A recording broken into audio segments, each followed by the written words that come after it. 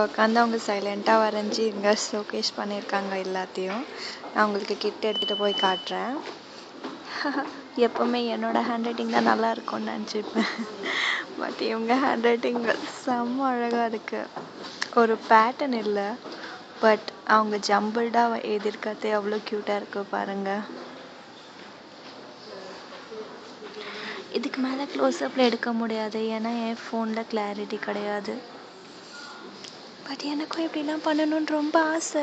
So இதெல்லாம் நான் ஒரு மாடலுக்கு எடுத்து வச்சுருக்கேன்.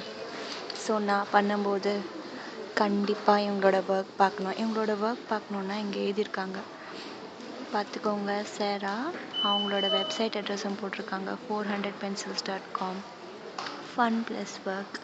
உங்களுக்கு தெரியலனா, உங்களுக்கு பிடிச்சிருந்தா உங்கள் வெப்சைட்டில் போய் பாருங்கள். கண்டிப்பாக அவங்களோட ஆர்ட் ஒர்க்ஸஸ் போட்டிருப்பாங்க. சரி, அவ்வளோதான் இப்போதைக்கு. உங்கள் வரையறத ஒரு வாட்டி எடுத்துடுறேன்.